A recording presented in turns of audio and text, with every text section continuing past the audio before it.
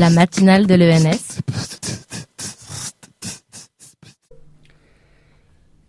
Marine Kermitz, bonjour. En me rendant à la Maison Rouge, un samedi glacé, pour voir l'exposition Étrangers résidents, exposition qui dévoile une partie de votre collection privée, j'avais l'esprit vide, disponible. En arrivant dans la pièce qui présente votre film comédie, mais nous y reviendrons, je me suis rappelé du sigle, MK2. À partir de ce moment, je me suis rendu compte que je suivais un film, principalement en noir et blanc, mais où le rythme de visionnage n'est pas imposé par les tours réguliers de la bobine qui se débobine, mais où les images durent plus longtemps, et surtout où le spectateur peut s'attarder sur chacune d'elles, ou plutôt s'attarder sur celle qui provoque quelque chose en lui. Une histoire, un flou dans le regard qui ne parvient pas à se fixer, s'excite, se perd, tente d'établir le focus et le manque. Bref, ça demande du temps.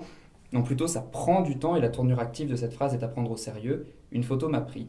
Alors j'ai lu quelque part que vous seriez intéressé pour mettre un livre d'or à la fin de cette exposition formidable pour que les gens vous racontent ce qu'ils voient dans les photographies que vous avez choisi de leur montrer. Et je voulais donc commencer cet entretien en vous livrant ma réaction à l'une d'elles. Alors je vous la montre en même temps.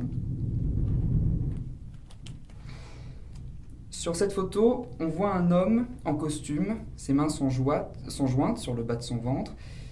Elles sont prises dans des menottes. Il est légèrement penché sur sa droite, instable. On peut se dire que c'est sa marche qui le fait pencher. Pourtant, son instabilité semble venir d'ailleurs. Il dévie un peu de l'axe qu'impose une route tracée dans la terre humide par un gros engin qui ne figure pas sur la photo.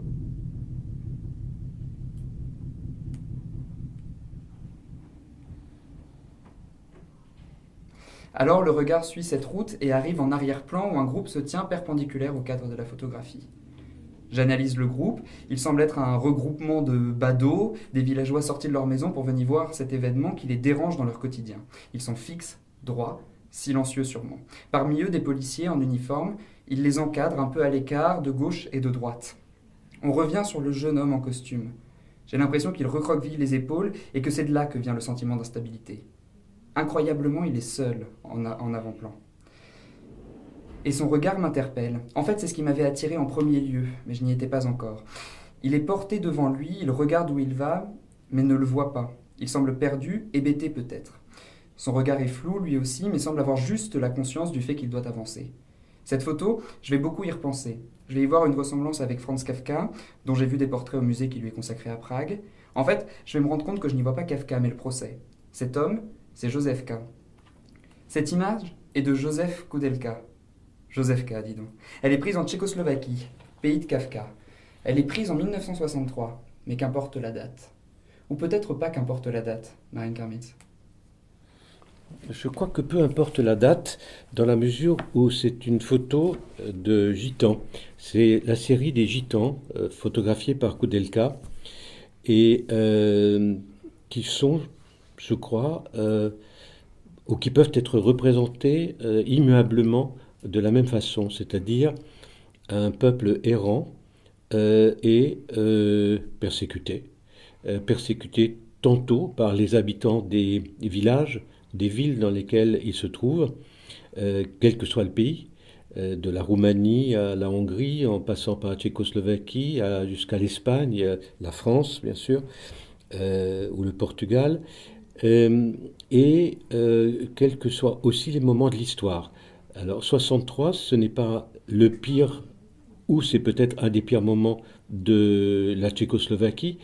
J'ai complété cet ensemble de gitans de Koudelka par une photo de Koudelka, toujours, de 68, et qui est l'arrivée des Russes, des chars russes à Prague.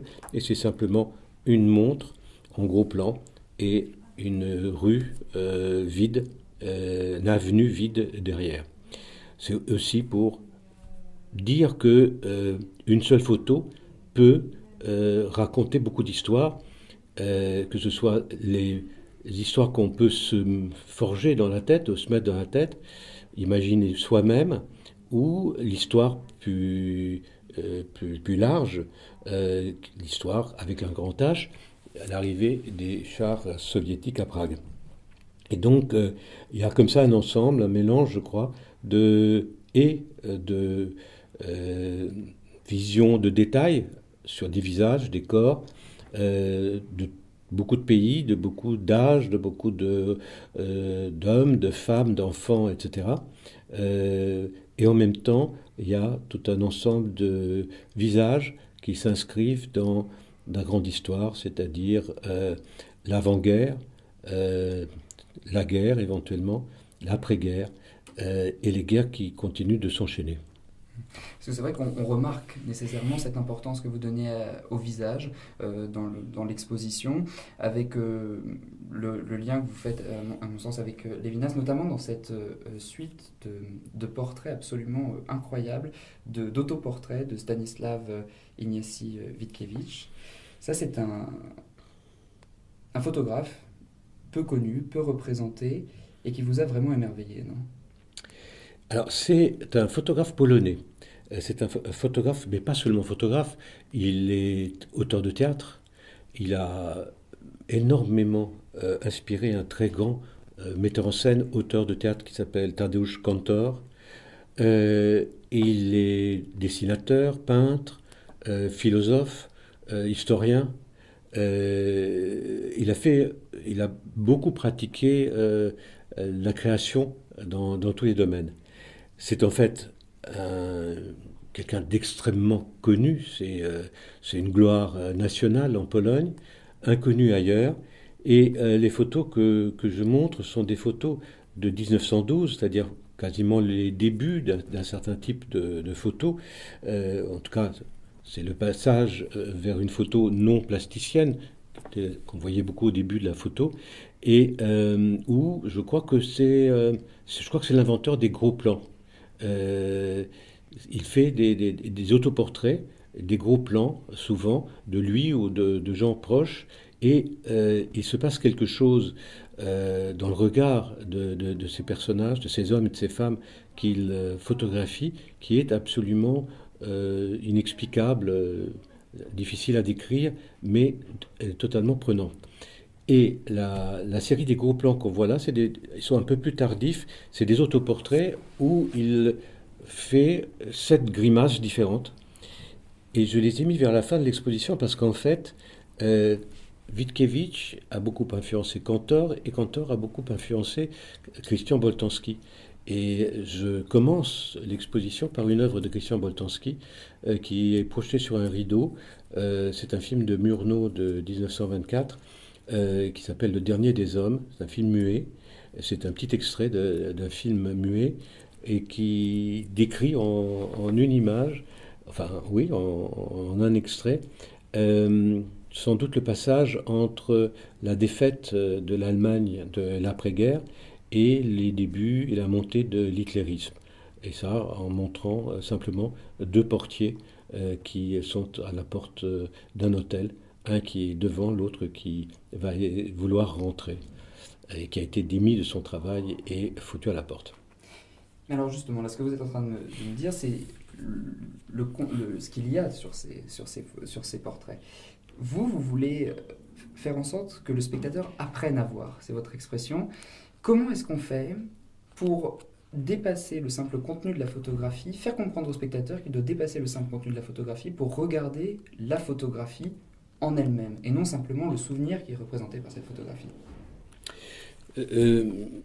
Quand j'ai choisi ces photos et que je les ai achetées, je les ai fait sous le coup de l'émotion.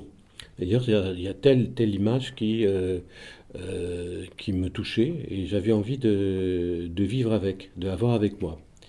Et je pense que les visiteurs sont soumis aux mêmes sentiments que ceux que je peux avoir, c'est-à-dire, je pense qu'ils peuvent être touchés point à la ligne, c'est-à-dire sans avoir besoin ni d'explication, mais en les mettant dans un certain contexte, c'est-à-dire en les introduisant dans une mise en scène, pas seulement en donnant à voir, mais en organisant ce regard, on peut les amener à non seulement être touchés par une photo, mais être touchés par un ensemble et les amener à se construire leur propre histoire à partir d'une photo et d'un ensemble de photos. Et peut-être discuter, réfléchir sur tout à coup ce qu'on oublie très souvent, c'est-à-dire l'histoire, la grande histoire, et qu'on a tendance à éliminer de nos vies parce qu'elle est encombrante, elle est casse-pied, et on ne sait pas qu'en faire. Parce que soit on vous la commente, cette histoire, et ça je pense que vous devez en savoir quelque chose dans votre école, soit on est amené à la commenter, mais la commenter à partir de quoi et vers quoi. Et donc on doit le faire quand même avec des références qui soient soit personnelles, soit celles aussi qu'on apprend dans les écoles. Alors comment on fait si on n'a pas de référence personnelle et que le commentaire n'est pas suffisant pour voir tourner l'histoire, parce que ce que vous êtes en train de dire, pour cette connaissance du passé vers le futur? Alors, j'ai un peu aidé les spectateurs, j'ai un peu aidé les visiteurs, car j'ai mis des cartels, mais j'ai mis des cartels justement explicatifs de l'histoire sur les photos qui justement s'intègrent dans l'histoire. Par exemple, il y a des cartels sur les photos de Roman Vichniac, qui montre le monde disparu des communautés juives d'avant-guerre dans toute l'Europe de l'Est, l'Europe centrale et l'Europe de l'Est. Il y a des cartels sur Lewis Hine, qui est un photographe américain qui a fait la chronique admirable des États-Unis à partir de 1912. Et dont je montre des plaques de verre. Il allait avec ces plaques de verre de ville en ville parler de l'état de l'Union. Cet état de l'Union, quand on voit ces images, on voit que c'est une Union qui va mal. Et c'est pourtant le rêve de tous les émigrés, c'est les États-Unis, comme terre de rêve, comme terre d'avenir. La réalité est malgré tout bien différente, en tout cas telle que la montre Lewis Hine. Bref, j'ai mis des cartels aux endroits où le contexte historique avait besoin d'être remis, réactualisé, donner des pistes, et je compte sur les visiteurs pour aller chercher plus loin. Et puis, bon, il y a le numérique, il y a Google, il y a plein de choses pour arriver à compléter sa propre connaissance. Un mot sur la mise en scène. Une salle particulière, un peu étrange, dans laquelle vous présentez votre propre œuvre, comédie, un de vos films, d'après un texte de Samuel Beckett. Samuel Beckett qui vous disait qu'il détestait la couleur, que seul le noir et blanc avait du sens. Et c'est vrai que dans l'ensemble de l'exposition, tout est en noir et blanc. Mais alors, quasiment. Mais alors, dans la salle où est présenté votre film donc que vous avez réalisé à partir de ce scénario de Samuel Beckett, tout autour, des couvre-chefs du monde entier, merveilles artisanales, remplies de couleurs, des plumes colorées, du fer forgé avec incrusté de pierres scintillantes. Est-ce que c'est un pied de nez que vous faites à Beckett et sur le rapport avec le noir et blanc? Ça, c'est vraiment le pur hasard, mais c'est aussi les plaisirs du hasard. Car en fait, la collection de coiffes qui sont dans cette salle, c'est la collection d'Antoine de Galbert. Sa collection particulière, dont d'ailleurs il a fait donation au musée de Confluence de Lyon. Qui est président de la Maison Rouge. Et Antoine est le président qui a fondé la Maison Rouge et qui m'a donné cette chance inouïe de pouvoir faire cette exposition, montrer ma collection. Et je trouvais que cette salle, je l'aime beaucoup. Je la trouve absolument merveilleuse parce que là aussi, elle fait rêver. Il n'y a pas que le noir et blanc qui fait rêver. Et ces coiffes, il n'y a pas ni visage ni corps, mais il y a des têtes absentes. Elle dessine des têtes, et des têtes de tout pays, de toute histoire. Bon. Et donc je trouvais que comédie, où on ne voit que des têtes, puisque le corps est des acteurs, l'homme et les deux femmes qui jouent dans comédie sont dans des jarres et on ne voit que leurs têtes, et les têtes sont absolument semblables, ça faisait un complément, ou du moins, disons, une discussion possible entre Beckett et puis les plumes multicolores de ses coiffes. Vous dites qu'il n'y a pas que le noir et blanc qui émeut ou qui touche. Alors pourquoi autant de noir et blanc? J'ai mis très longtemps à comprendre ce que me disait Sam. Quand il me disait j'aime pas la couleur et la peinture devrait être en noir et blanc, à l'époque, bon, j'avais, je sais pas, je devais avoir 22 ans, j'étais un peu choqué, j'arrivais vraiment pas à comprendre, je lui demandais chaque fois, expliquez-moi, mais il expliquait pas beaucoup. Et j'ai fini par comprendre beaucoup d'années plus tard, parce que, en tout cas, moi, ce que j'ai compris, et pourquoi j'aime le noir et blanc, c'est parce qu'il y a du gris. Et que le gris est quelque chose qui est un mélange de noir et de blanc. C'est-à-dire que on est dans une contradiction réunie dans une couleur qui n'est pas une couleur, qui est une non-couleur. Et donc, c'est très subtil, parce qu'il y a toutes les nuances de gris possibles. Le blanc n'est jamais pur, le noir n'est jamais pur, et le gris est complexe. Et en tout cas, il est dans une grande complexité, et il rend beaucoup plus facilement pour moi la complexité de la vie. Euh, la, la couleur, à de rares exceptions, c'est du rouge, du vert, du bleu, du jaune, et c'est difficile d'être dans les interstices de la couleur, alors qu'on est dans les interstices du noir et du blanc. Et là, je pense que sur cette remarque, vous n'allez pas être d'accord avec moi. Vous avez été... je couperai ça. Vous avez été photographe pour l'agence de presse de Libération, Photolib, et vous avez fait des reportages photographiques. Et vous avez dit, j'ai arrêté le jour où le militant Pierre Auvernais a été tué devant les usines Renault de Billancourt en 1972. Je me suis dit, je ne peux pas participer à ça. Depuis, je n'ai jamais touché un boîtier, bon, si ce n'est pour faire des photos de famille. Et en fait, c'est assez drôle parce qu'en allant à votre exposition, je me suis demandé, notamment devant Huis clos de 2000, qui date de 2000 d'Antoine d'Agata, cette série sur les conflits israélo-palestiniens, ou même d'ailleurs devant la photo que je commentais dans mon petit chapeau, je me suis demandé comment font les photographes pour tenir devant ces situations-là. Alors, qu'est-ce qui fait que cette série, que cette photo dont je parlais, sont différentes de ce que vous avez vécu en tant que photographe de reportage pour Libération? Et quand je faisais des photos de reportage, il était tout à fait impossible de prendre la moindre distance. J'avais devant moi une réalité qui était une distribution de tracts devant une usine qui entraînait automatiquement des répliques de la part ou des gardes chiourmes de l'usine ou de syndicalistes ou de gens qui n'étaient pas d'accord avec ce que diffusaient ces tracts. Et donc ça se terminait toujours en bagarre, donc on photographiait la réalité non distanciée pour en rendre compte. Bon. Alors que je savais que cette réalité était beaucoup plus complexe, puisque je connaissais les ressorts et les raisons pour lesquelles ces tracts avaient été faits, pourquoi ils étaient diffusés et dans quelle lutte politique ils s'inscrivaient. Mais ça, j'étais quasiment incapable de le rendre.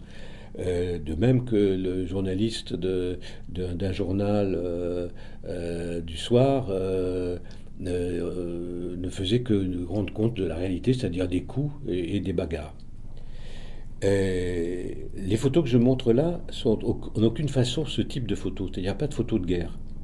Il n'y a que des photos où quelqu'un, comme vous et moi simplement, à différence par rapport à moi, vous je ne sais pas, mais par rapport à moi, il a du talent et moi j'en ai pas.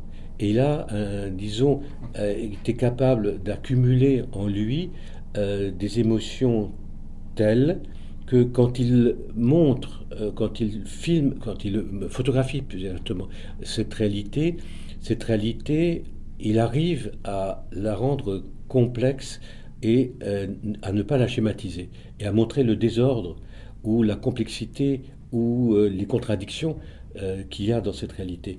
Et là, ça devient très intéressant.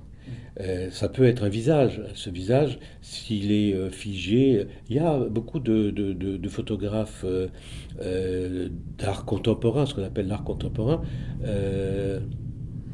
Putain, il m'emmerde.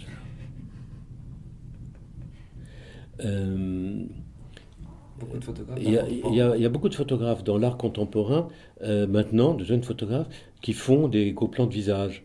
La plupart du temps, ça m'ennuie horriblement. Ils sont tous stéréotypés, le regard vide. Je n'arrive pas à m'y attacher, je n'arrive pas à m'intéresser à ce qu'ils sont et ça ne me fait surtout pas rêver. J'ai pas l'impression qu'ils arrivent à débloquer chez moi un rêve enfoui. Bon. Alors que les photos que j'ai achetées là sont des photos qui me font rêver. Et donc c'est ça que je cherche dans la photo. Et le reportage de guerre, il me met devant une réalité. Il y a des photographes de guerre merveilleux. En plus c'est un métier extrêmement difficile et il y en a beaucoup qui se font tuer. Enfin, c'est au risque de leur vie. Et donc ce n'est pas du tout dire du mal la photo de guerre. Simplement, elle est dans une réalité absolument, enfin, qu'il est nécessaire de montrer. Souvent, ces photos de guerre ont permis de faire avancer la cause de la paix. Hein. C'est pas toujours inutile de voir ces photos, mais simplement, c'est pas ce que moi j'attends de la photo. C'est un aspect de la photo. Pourtant, Libération fait quand même des belles photos par rapport à d'autres journaux. Lesquelles? Les photos, en général, les photos de Libération qui sont présentées dans le journal sont assez intéressantes. Enfin, elles ont justement une vision qui rapproche de l'article, qui ne sont pas les photos qu'on voit. C'est là c'est là où par exemple, la photo de guerre peut poser problème. Est-ce qu'une photo de guerre, on peut dire qu'elle est belle? Je n'en suis pas sûr. C'est-à-dire que dès qu'on fait intervenir un critère esthétique, à ce moment-là, on rentre dans un autre domaine et ça mérite discussion. J'ai pas de jugement, mais ça mérite discussion.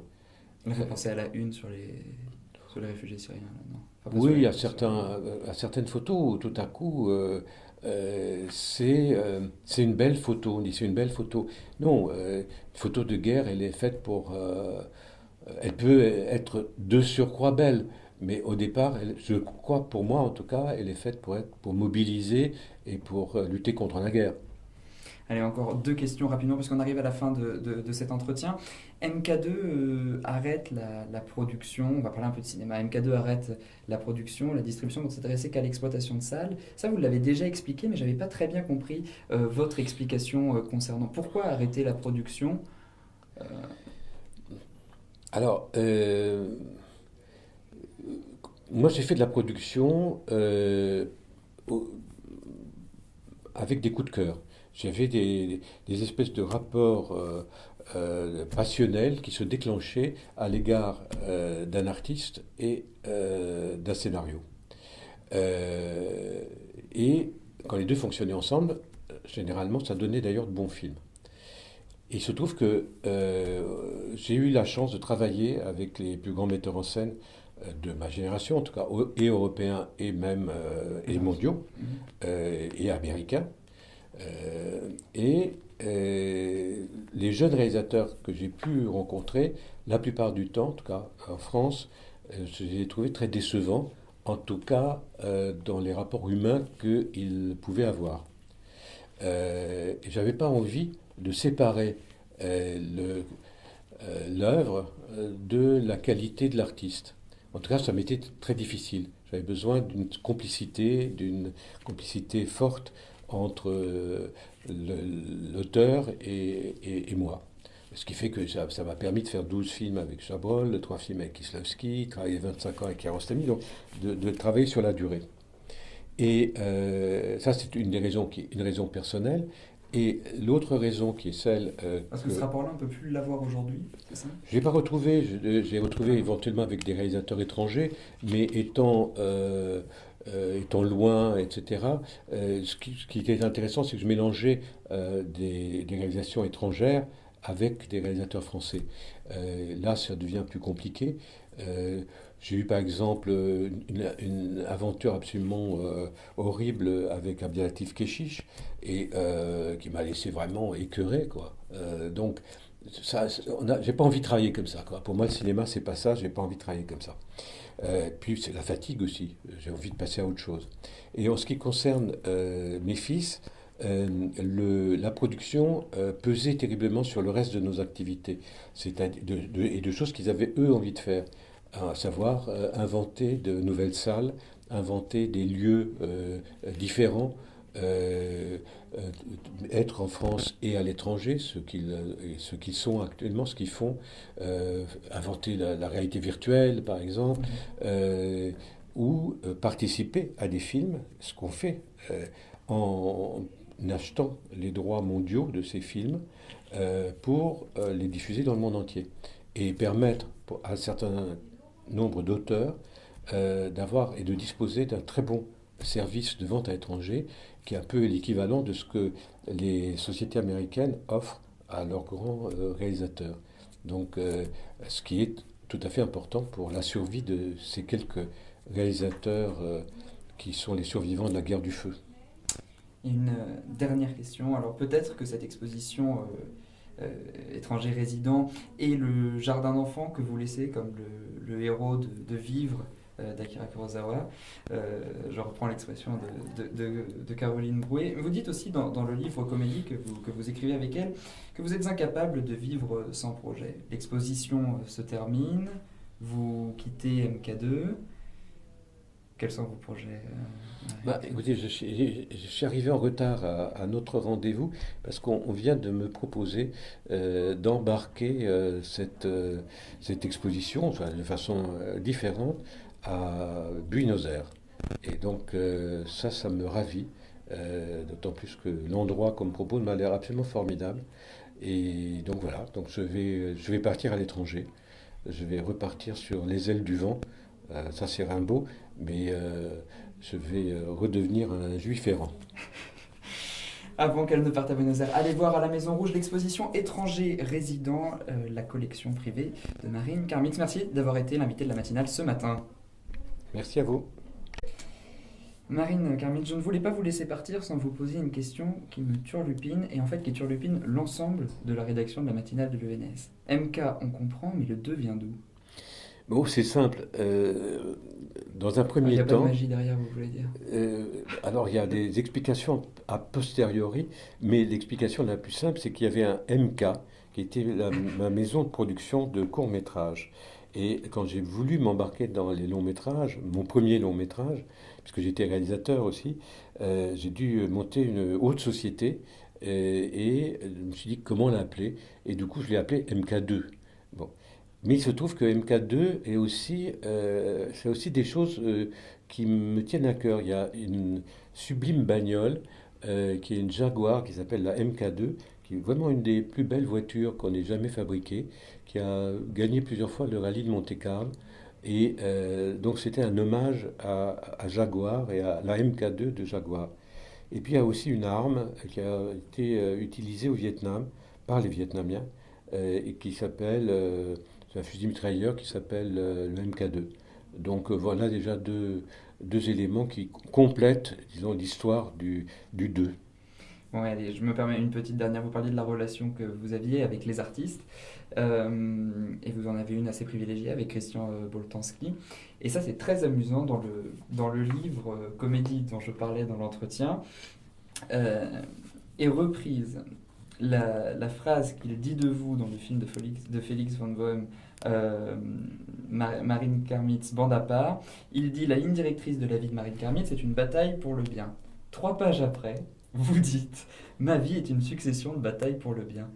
Alors rendons à César qui est à César. De qui est cette phrase? Lequel de vous deux la prononce? Lequel de vous deux donne à l'autre les mots? Je pense que c'est une phrase de Christian, mais du coup elle me fait marrer parce que dans un film que j'ai produit de Claude Chabrol et qui s'appelle La Cérémonie, il y a un moment, je crois, je ne sais pas si c'est Sandrine Bonner ou Isabelle Huppert, qui vont commettre un abominable, enfin une série d'abominables assassinats et qui veulent faire le bien aussi. Donc il y a une certaine ambiguïté à vouloir faire le bien. Elles veulent tellement faire le bien qu'elles finissent par tuer au moins 4 personnes. C'est une famille entière qu'elles trucident, et donc en voulant faire le bien. Donc c'est très ambigu, l'histoire du bien. Merci beaucoup pour ce petit supplément. Et puis en revenant à Chabrol, une pensée à Antoine Debec qui va publier sa biographie. Merci beaucoup. Sur Chabrol ?